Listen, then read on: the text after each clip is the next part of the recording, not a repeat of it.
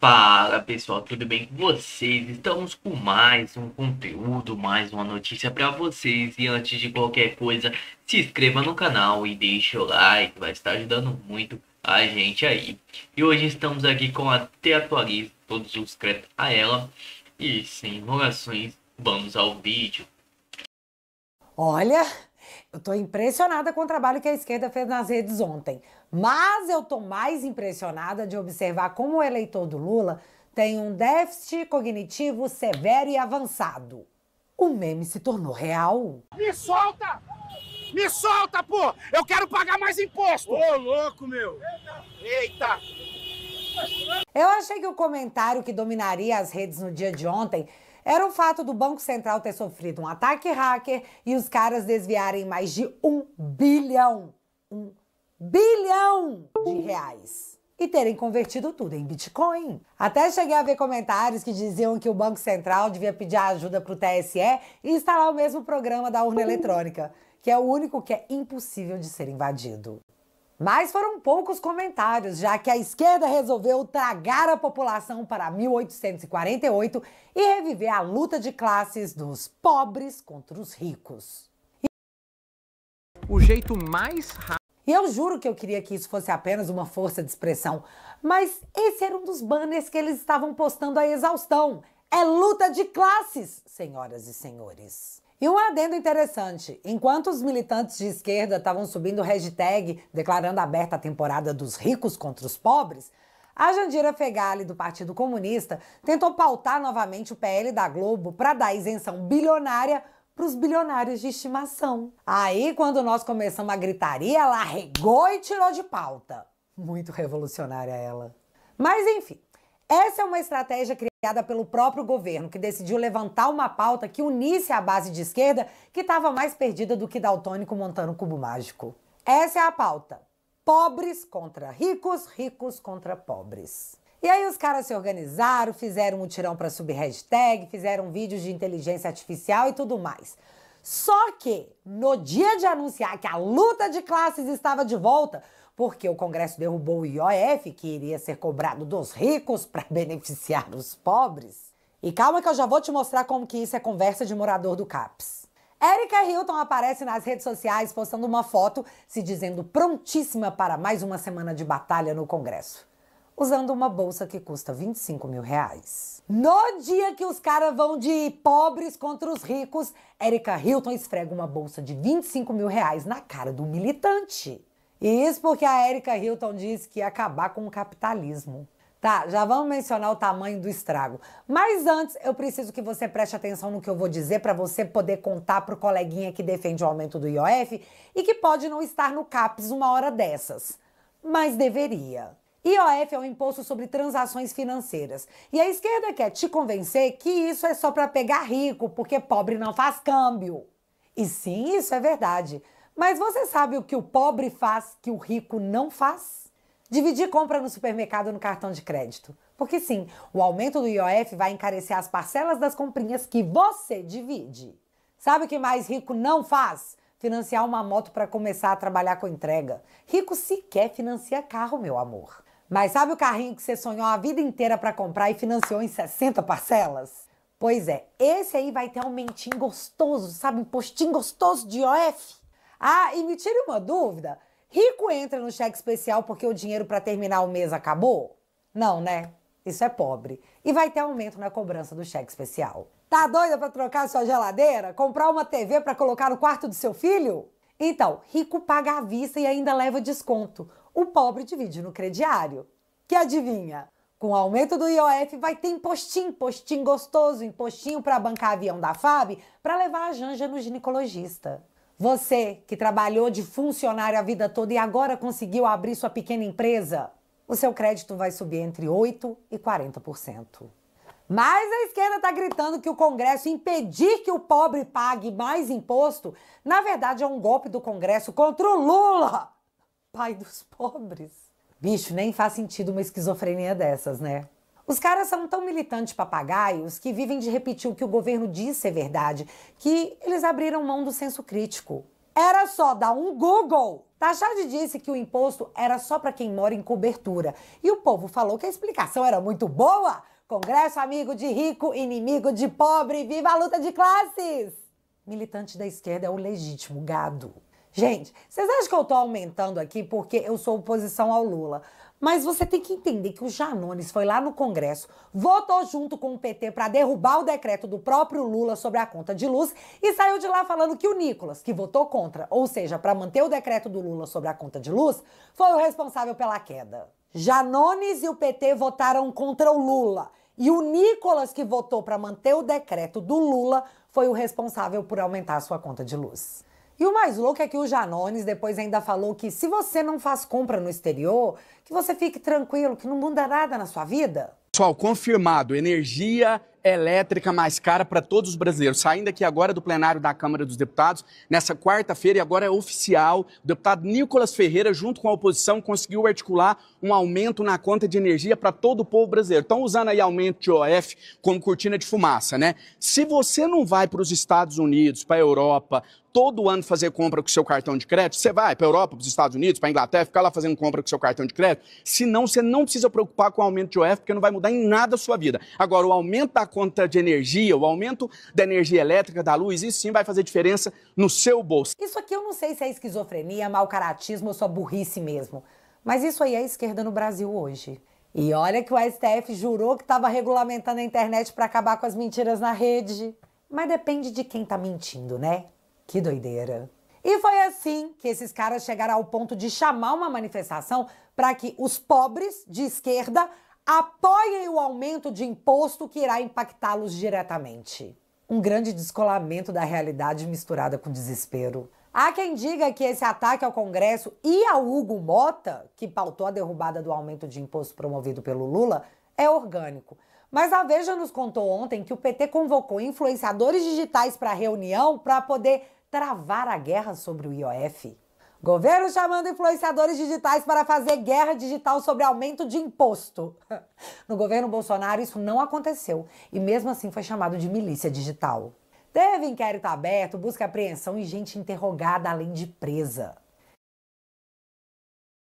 Autorizado porque o Congresso não é mais uma instituição democrática? E sendo uma instituição democrática, a esquerda pode atacar a instituição livremente? Atacar o presidente dessa instituição, Hugo Mota? Porque quando nós subimos a hashtag STF Vergonha Nacional, fomos todos parar dentro do inquérito das fake news, porque o STF alegou que os bolsonaristas estavam atacando as instituições democráticas. O Congresso pode ser atacado pela esquerda, mas o STF é um cristalzinho que não pode ser alvo jamais? Por quê?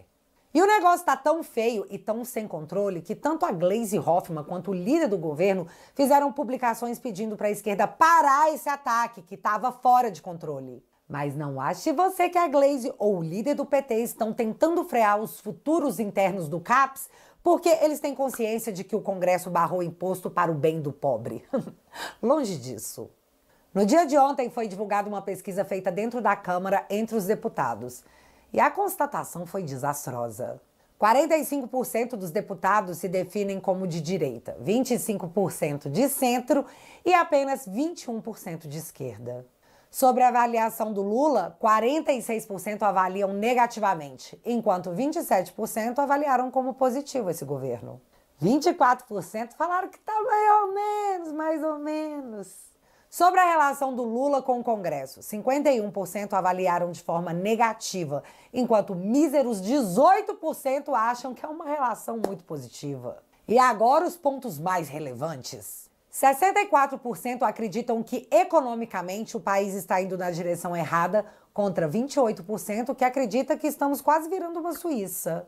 48% dos deputados avaliam negativamente a atuação da Suprema Corte, enquanto 27% avaliam como positiva.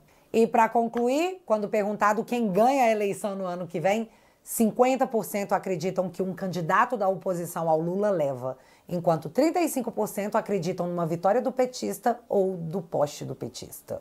E eu quis trazer esses números para deixar claro que o Congresso não é mais capacho do Lula e não tem emenda parlamentar que faça os deputados colarem com o déspota às vésperas de uma eleição.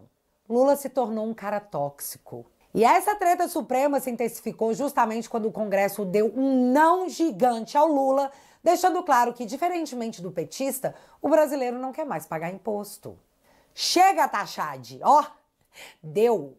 Então Lula mais uma vez encarnou o Kiko e foi contar tudo para sua mãe STF. Só que dessa vez, ele falou demais. Se eu não for a Suprema Corte, ou seja, eu não governo mais do país, cara. Se ele não acionar o STF, o Lula não governa mais o país. Ou seja, Lula deixa claro que está usando a Suprema Corte, uma corte constitucional, para desfazer suas derrotas no Congresso e impor a sua vontade.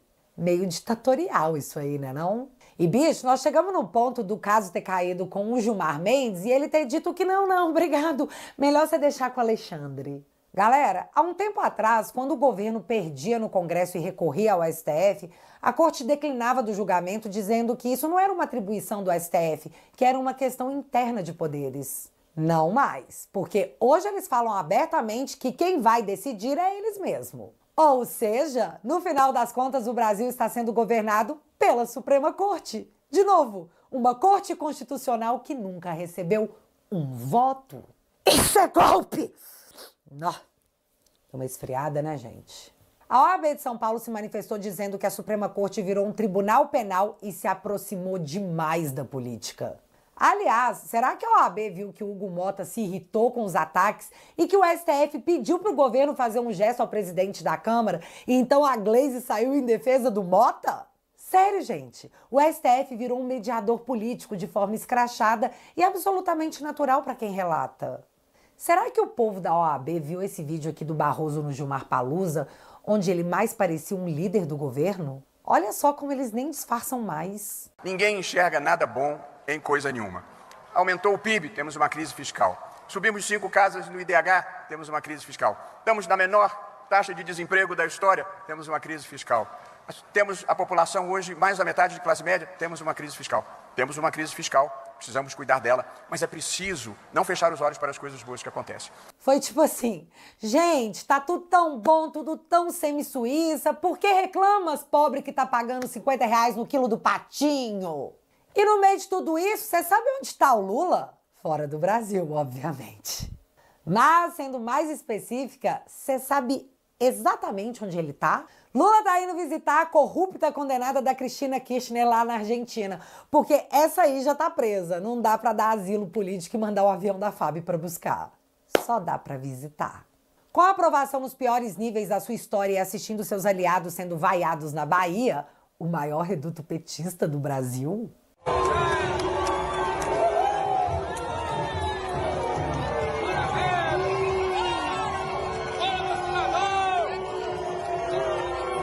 E é claro que você vai acreditar que teve lulista dizendo que esse vídeo não é real e que as vaias foram inseridas em cima do vídeo, porque foi exatamente o que eles disseram.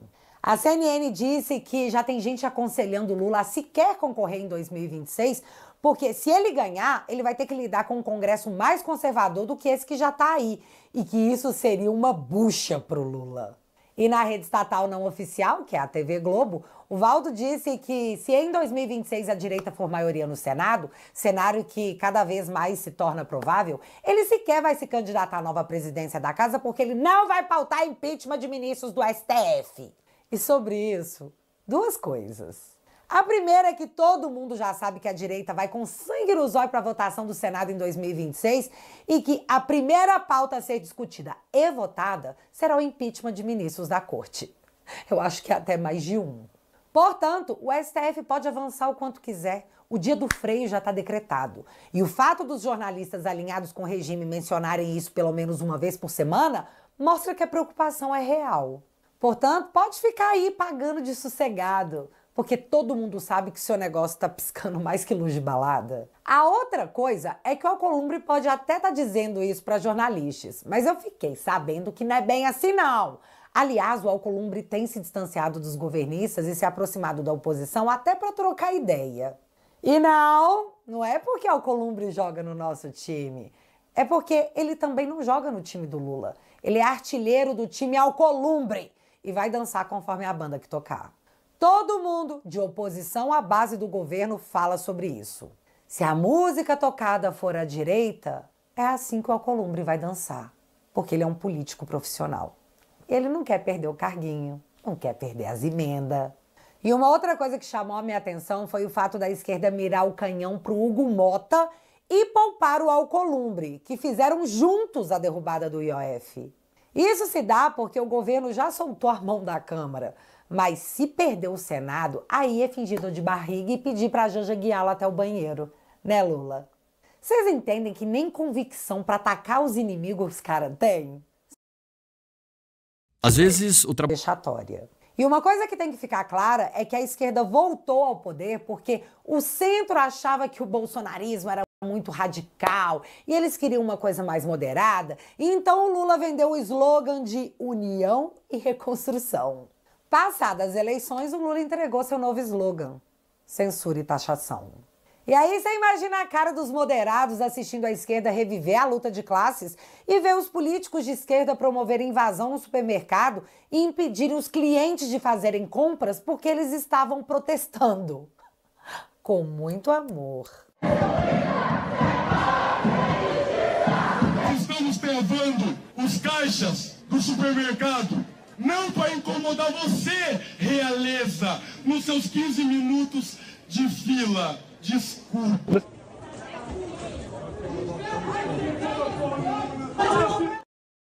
Parabéns aos envolvidos. Isso é a esquerda.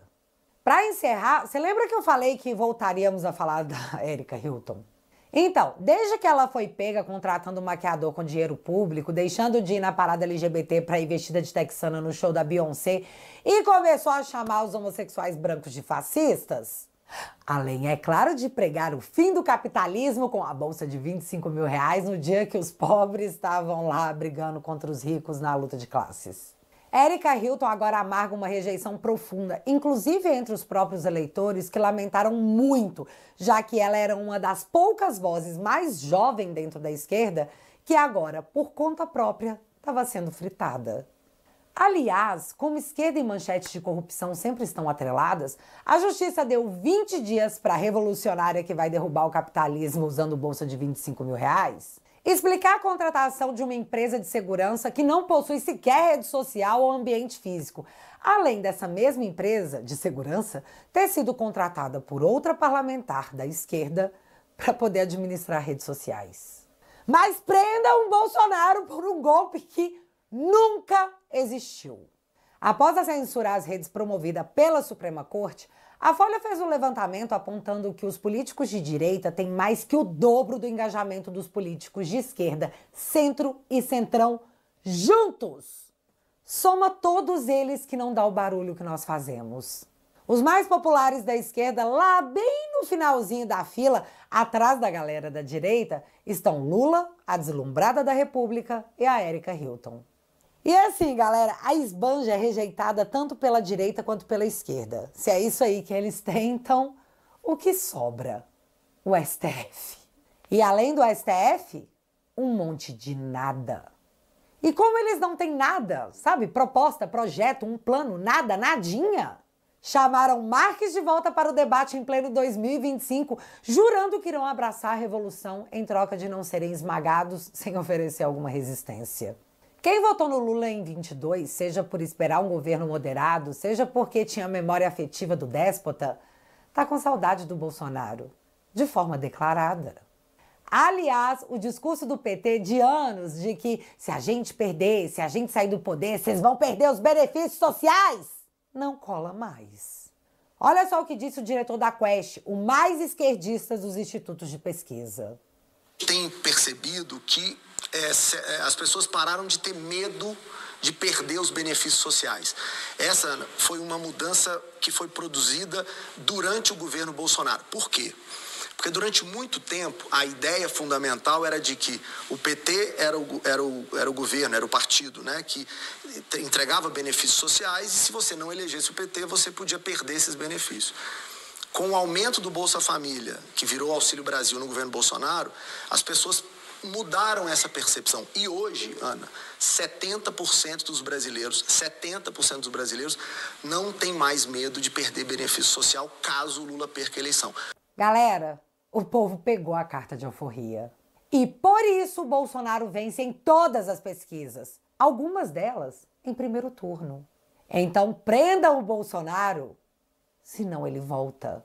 E isso é um fato. Mais uma vez o presidente segue doente, debilitado, porque o carinha do PSOL, base aliada do lulismo, sabe, do partido da Erika Hilton, por seguir uma linha totalmente radical e maluca, tentou matar o Bolsonaro. Foi a primeira tentativa de impedir o povo de arrancar as algemas colocadas pelo PT.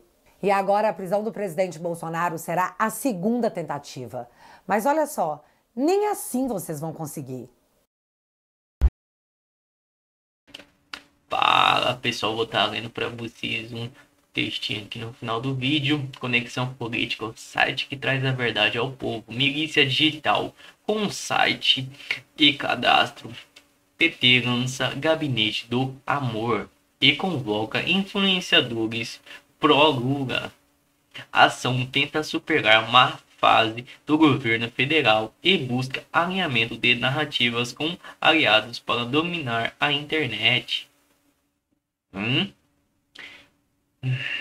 O Partido dos Trabalhadores PT lançou nesta quarta-feira, dia 2, um site com o objetivo de reunir influenciadores digitais dispostos a atuar em defesa do governo Luiz Inácio Lula da Silva, do PT, batizada nos bastidores com Gabinete do Amor. A iniciativa busca ampliar o alcance das pautas governistas nas redes sociais e unificar o discurso digital da militância petista. A estratégia tenta driblar o desgaste do governo federal, sobretudo no Congresso, e recuperar o terreno no campo digital, tradicionalmente dominado por vozes da direita. Apesar de oficializada por meio de estrutura partidária, a tática reproduz mecanismos que o próprio PT já criticou em outras ocasiões. Por diversas vezes, a liderança petista tentaram associar a atuação espontânea de influenciadores conversadores ao crimes como milícia digital e desinformações, ainda que sem provas e com forte apelo político para enquadramentos judiciais.